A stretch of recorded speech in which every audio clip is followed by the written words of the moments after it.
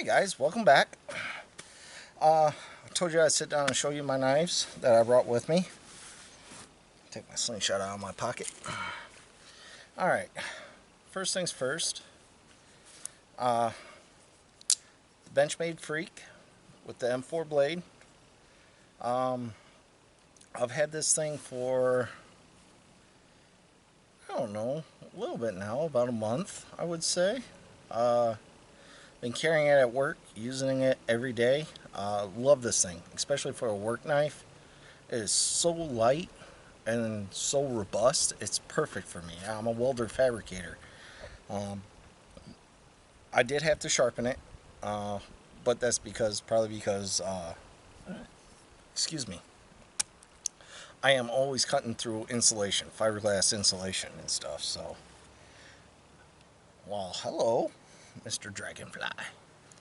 So, this one is like my EDC. Everywhere I go, when I wake up, I put this in my pocket before my wallet. So, of course, it's a Benchmade. It's got the classic axis lock, so it's beautiful. All right, now on me, because I am going to be hunting tonight, I put on my Bark River. This is Bob Loveless classic design, classic drop point. Red micarta handle scales with white liners. Ouch. Aluminum hilt. Just a classic hunting knife. This one is actually, oh, I forgot to mention, this is M4 steel, okay? And this one is Elmax. So, I have yet to use it to clean an animal, actually. I'm hoping to use it on a porcupine. Very lightweight, very small, nimble. Great for getting in there doing your fine cuts. The other one I have on me is another. I got a lot of Bark Rivers out here with me, along with a couple others like the Benchmade, and you'll see. But this one the missus got for me. This is my CX. First production run. Hey. This one is A2, one of my all-time favorite steels for being here in the woods in Michigan. It's just, I really love A2 steel.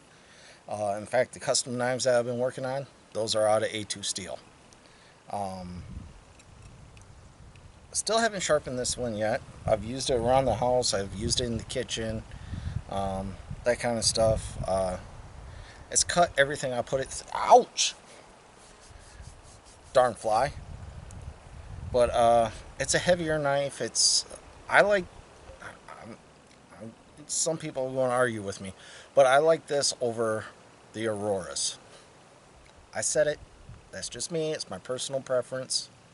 It just feels better in my hand. It's got a different style of handle, a little thicker blade. But as far as a bush knife, I love this. I love this knife. And yes, I can actually use this to clean game. I just prefer the Loveless design. It's smaller, lighter, easier to work with. Alright. Get into my next knife. Now this knife, any of you who are just like weekend campers, or you're going to going out to one of the rustic kind of campsites around here. We got Mac Lake, due east, about 6 miles east. We got Wagner Lake and Chimney Loop, actually 1 mile due south of us. There's all kinds of camping sites up here. The Bark River Puco. This one's out of CPM 3V. This knife has gotten a lot of use since I've gotten it. I love this knife. I used to be one of those guys that think, you need a full-size K-bar, you need a machete, you need all these big blades to go out in the woods and survive. No, you don't. That's not to say that I ever got rid of my big knives. In fact, I got another big knife here with me. But this is the Bark River Puco. Someone's going that. Wow. First vehicle I've seen all day go down the road. This has green micarta, 6 brass pins with a brass lanyard loop with red liners. And again, this is a CPM 3V. Now this knife I have used quite extensively. And of course the sheath. All but one of my knives has real leather. Most of them treated, some are not. And ferrous rods. Alright. Where's another Bark River? Here it is. This one. Ow! Little booger. And like I said, the CX and the Puco are both first production runs. This is the Bark River Aurora. I went with black, but they look blackish blue with very beautiful pins. You guys seen the unboxing of this knife. Red liners, beautiful knife. Love this knife. Like I said, for some reason I just prefer the CX. But if any of you really want to watch a good review on the Auroras and stuff, look them up on YouTube. They're all over the place. I think the DBK boys, Dutch Bushcraft guys, they do awesome reviews on their Auroras. So, and this one's out of A2 because it is going to be one of my camp knives. This might actually replace my Puco. It's just a little more robust. It's a little bit more, you know, the Puco is beautiful. I love it. It's lightweight, the whole night. Ow! But I think the Aurora will replace the Puco, even though I love that knife. And I don't know if did I say it? But that's another A2 steel knife. You'll get a feeling for different steels that you like and everything else. By the way, all of these have sharp 90-degree spines on them, so all of them will strike a ferrous rod. That is one thing I really look for in a camp knife or a survival knife or even a hunting knife, because you could get stuck out there overnight. Alright, I think this is my last Bark River here. Now this one I would consider a survival knife. This isn't a camp knife. And yes, it's another first production run. I got 3 that are first production runs. This is the Bark River Squad Leader 2, and this is a CPM 3V. This knife will do anything you want. I mean, it's I think it's 6 millimeters. If not, it's a 1/4 inch. Solid 1/4 inch. Just a great knife, and the fullers in here, full. You know what I'm trying to say. These things right here make it real easy to get up there and choke up on. So you can actually use this for a lot more than just wood prep and all that. I've used it in the kitchen. I've used it out here. Like I said, last time I lost all that footage. But again, CPM 3V. I mean, between A2 and CPM 3V, those are by far my favorite steels. You can get into more exotic steels like the M4, which, well, that's not really exotic. But like my LMAX, you can go K390, you can go Crewwear, I mean, there's a lot of better steels out there, don't get me wrong. But for me, being in the woods, I want something that, yes, it'll hold the edge, but it's also, I can grab, whoa, that didn't work. I can grab like one of these stones and use it to sharpen it if I need to. You know, that's something I really do look for. I think that was my last Bark River knife I brought with me. There's quite a few there. There's 5. 1 Benchmade and 5 Bark River. Gee, you can't tell I got a thing for Bark River, can you? Oh, and Bark River's made right here in Michigan, so that might be another reason why I like them so much. Alright. Let's get away. I wish I could say let's get away from these damn flies, but let's get away from Bark Rivers. one thing to say, all these knives except for one are $200 plus, okay? Or except for, well, all the ones, no, that one's less than 200. All the knives I'm showing you, except for three, are $200 or more. Um, Knives are one of those things that I feel you get what you pay for. Plain simple, period. So if you're going to have a really good camp knife, a really good bushcraft knife, or a really good survival knife, spend the money, okay? These other ones I'm going to show you, uh, I got four left to show you that I brought with me. Three of them are under 200 bucks. One of them's over 400 bucks, okay? So let's get into it. This one, these flies, guys. This one now, I could not stand the sheath. This is my Felkneven A1. This was a survival knife I had been waiting on forever. This is, to me, a survival knife. VG10, I believe, is a steel. It's some sort of semi-steel, though. It's got a softer stainless steel on the outside, and then the center actual cutting edge is sandwiched, and I think that's the VG10. I couldn't tell you what the outside steel is. I don't remember. Some sort of really good rubber handle. In the winter, when I come up here, I'll bring this. In the summer, I'll take that Squad Leader 2. You know, it feels so much better in the hands, and it's coated with the rubber so you don't get that cold grippiness, or you don't feel that cold when you grab your knife to use it. So, and again, Felkneven's been around forever. There's a lot of YouTube videos on them. Check them out. This is another, all these knives I'm showing you I would trust with my life out here. Now, yeah, why not? Let's do this one. This is the Healy. She's been used and abused. I've had her for probably a good month now. I found out one thing with these Heelys. I really need to treat these handles. So maybe I'll do that when I get home. But Healy is from Norway? Yeah. And it's their stainless steel, basically fully, I would say basically fully handcrafted knives. This one I got for $180.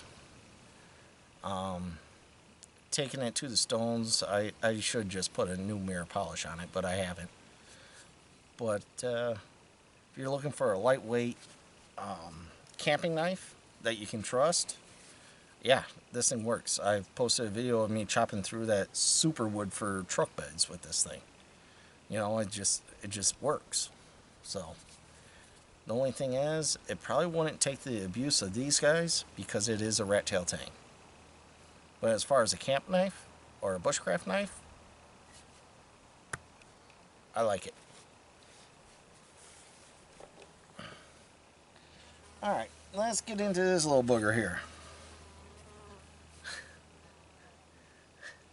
I had the Mora Companion forever. I even had a Garberg. These flies, man. This one I like better than both of them. This is the Bushcrafter. It's got a little heavier blade, stainless. I haven't done anything to this thing. I didn't need to. It's a Mora. I like it better than the Companion because it's got the hard pommel on it. I like it better than the Garberg because of the handle that's on it. It comes with a fully sharpened spine. And of course, the Scandi. You know, it is a Mora. I think the knife itself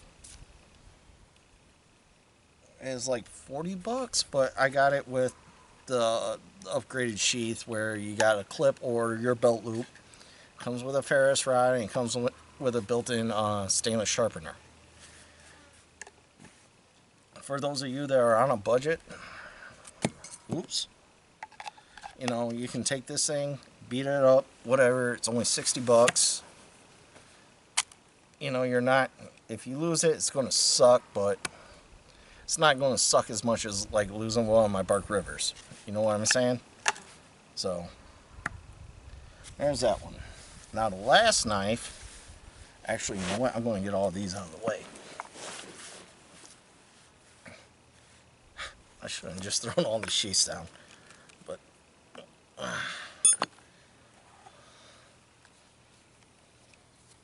again, I made this sheath for my Feldneben. Because the last knife is bigger, and I actually want to go into some sort of a review with it.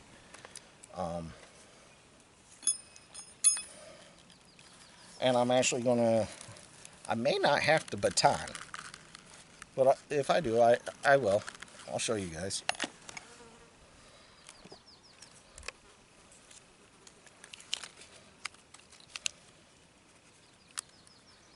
Now the sheath that the Aurora's in, the Aurora originally came in this, but like I said, I'm carrying my CX. I like my CX better. Healy.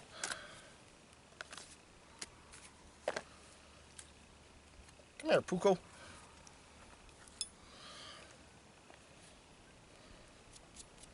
You know what? This would be an awesome gift if your son or daughter's in the Boy Scouts or Girl Scouts or whatever they're calling themselves nowadays.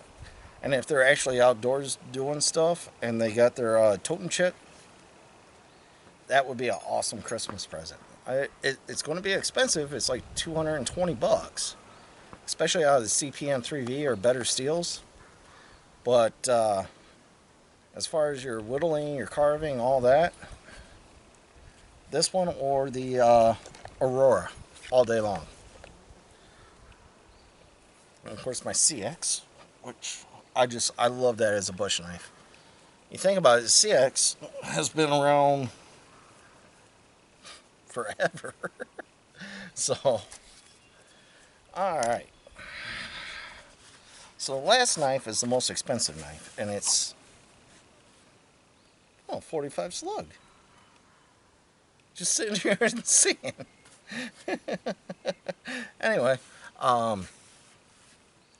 it was my Father's Day gift, along with being able to come up here and not bring the missus and baby girl, which sucks, but at the same time, it's really nice. I got no one bugging me here. I can just do what I want to do. Yes, sir. The taupe.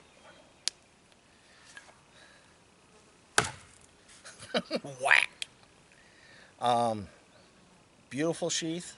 I didn't do an unboxing on this one, but I showed you guys it a little bit.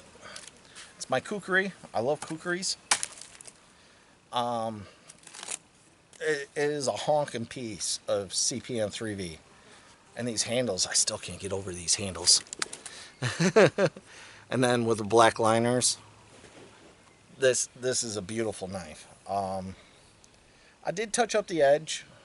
When I took it out, it felt like it was one way or the other with burrs and whatnot, but anyway. Now this piece is, let's say 2.5 inches.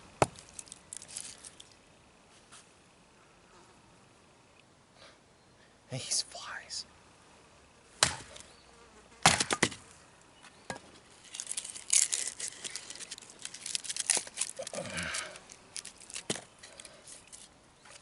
See if I can get it to stand. Yeah. All right.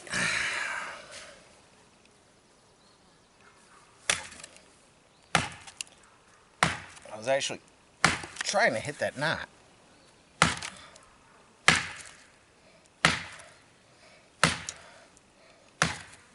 It's slipping.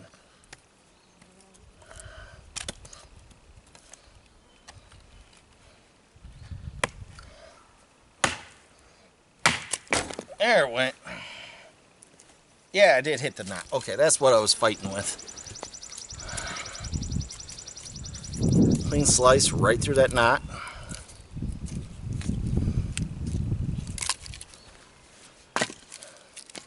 Now again, I'm trying to cut these up without batoning.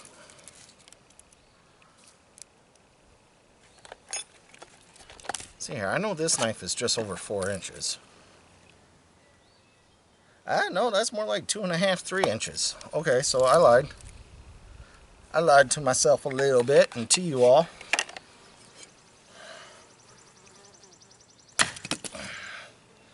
Let's go something a little bit bigger.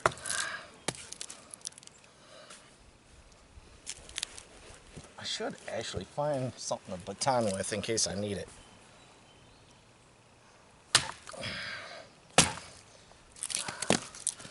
Something tells me I probably won't need it. It's still straight and true.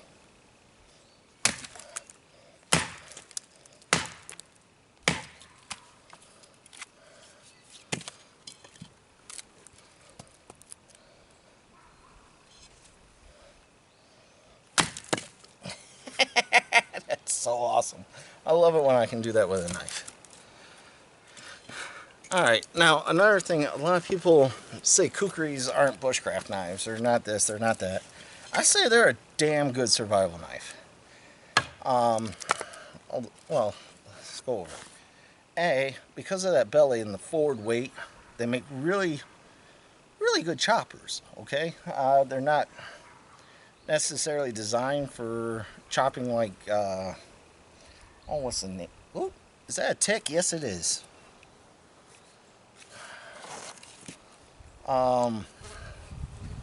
Forgot the name. No more tick. Okay. But, they will chop. They will do what you need them to do. A lot of people forget why they're made, how they're made. But I'm not swinging hard. I'm just gently chopping at it. Use that forward belly for light chopping, or even hardcore chopping. But you just got to know where to hit and how to hit. Okay? Cutting up food and stuff. You know, you use the front, rock it, cut it, whatever you're going to do. Potatoes, there's enough depth in this little section where you can use it for cutting up your veggies. The thing that really makes a kukri great is this curved belly.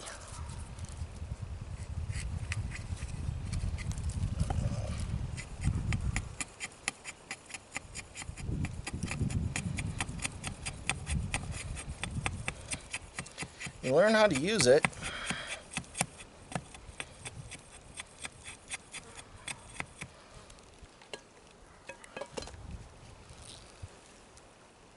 And guys, I mean, look at those curls. I mean, people think kukris are just really big choppers, which they are, but at the same time, they're really good survival blades. You know, you don't need to take a hatchet and everything else out with you. I still suggest using an axe over, you know, your knife, but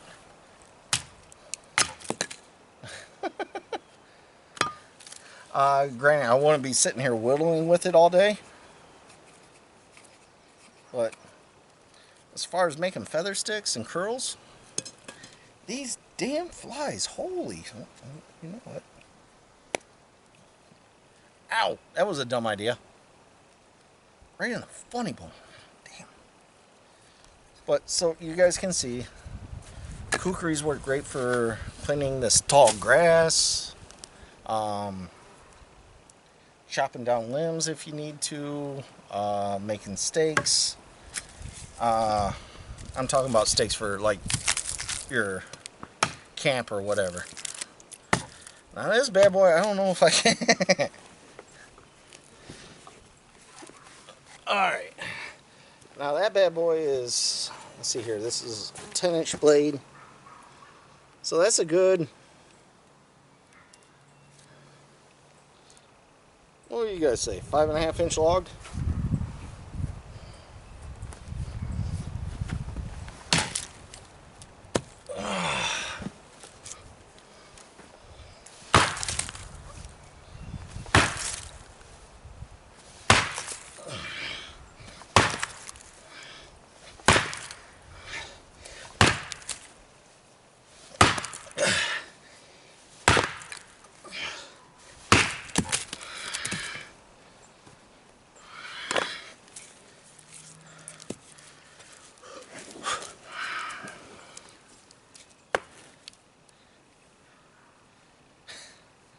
Like I said, I do love my kukris, especially good ones.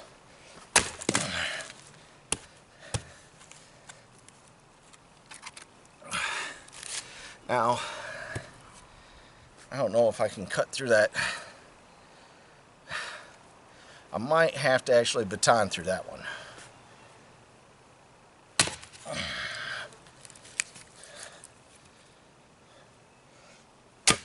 Or not.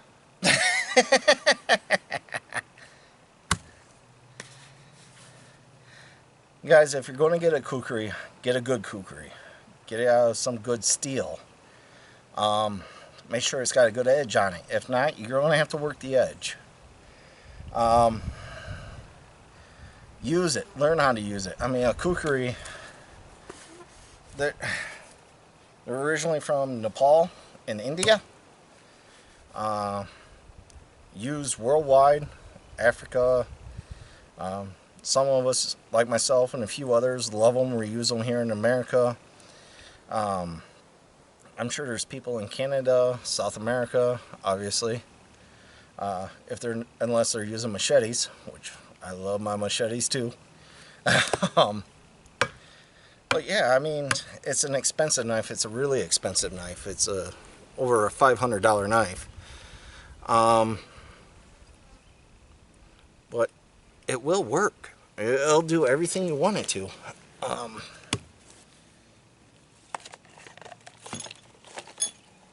Grabbing my big Ferris rod.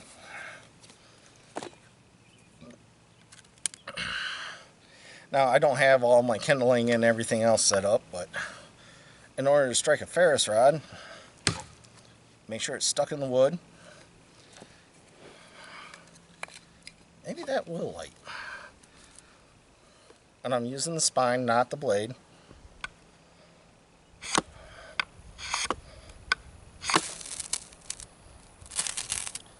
Oh yeah, fire.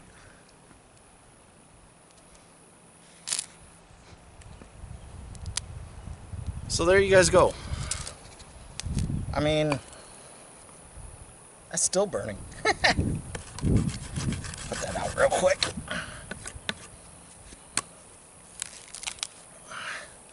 There's all kinds of different uses for a good kukri. Now the cheaper ones, yeah, no, I wouldn't use them. But a good kukri like this one, I'd use the hell out of it, and I plan on it. Only thing I'm worried about on a knife like this is the handle. It's just so pretty. I don't want to damage it. I'm not even going to lie to you guys. You know, it is expensive, but you get what you pay for. So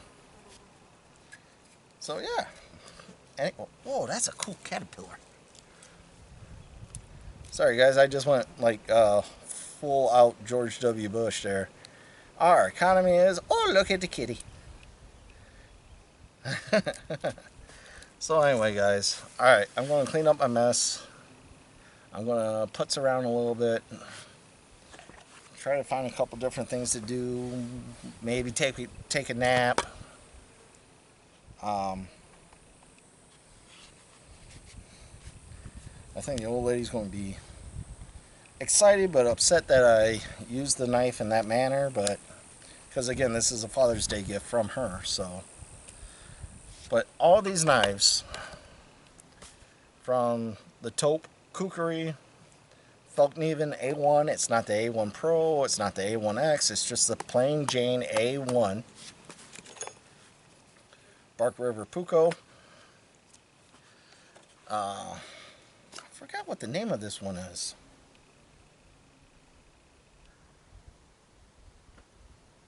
Silverstein, I think is the name of this one. But the Healy.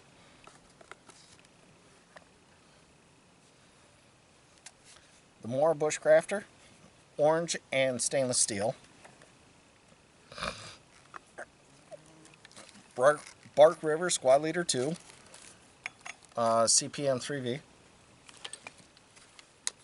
I forgot to put the Ferris rod away. Bark River Aurora A2. Scandi Grind. And then, like I said, on my hip, I got my CX and my classic drop point Bob Loveless design, but it's made by Bark River out of Elmax, which that's another really expensive steel. When you guys get into these exotic steels, it gets really expensive. Size and material. That's what makes the knife. Really. It really does. But, any one of these knives I can take out in the woods, use, survive with, camp with, have fun with. However, I'm not going to throw that one. So, but, yeah, no. I've said it before, with knives you get kind of... Is that another tick?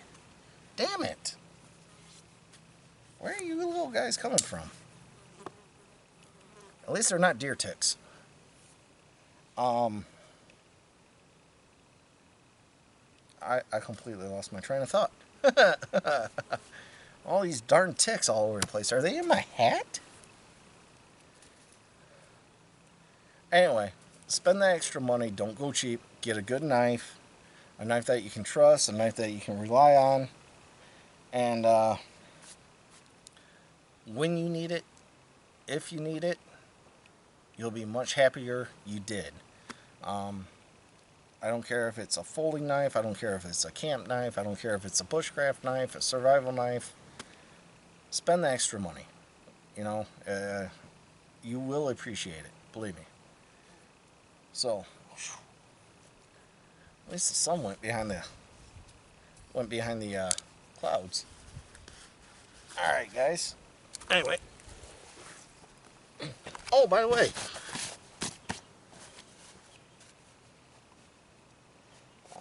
Where is it at? Yeah. Our new duds. Out here in the woods. Actually trying to break them in. I had to change out of those jeans. Those jeans were just way too hot. So, alright guys, I'm going to sit around, relax, enjoy the peace and quiet. I am really going to have to check for ticks tonight. You guys just seen it. I had to pull 2 off of me already. But, yeah, it's part of the woods. You know, at least they're not deer ticks. You know, I'm not one of those people who freak out and paranoid about them. But they are a parasite. You do want to check. You know, I'll go through my beard, check the private parts. You guys know how it goes. Alright, guys. Until next time. Well, I might do some more footage. Maybe not so much with the knives, but definitely do some more footage out here. Like if I walk down to the other cabin or whatever. Or maybe I'll drive down to it. That way I can just throw the air rifle in the back seat. Alright guys, talk to you later.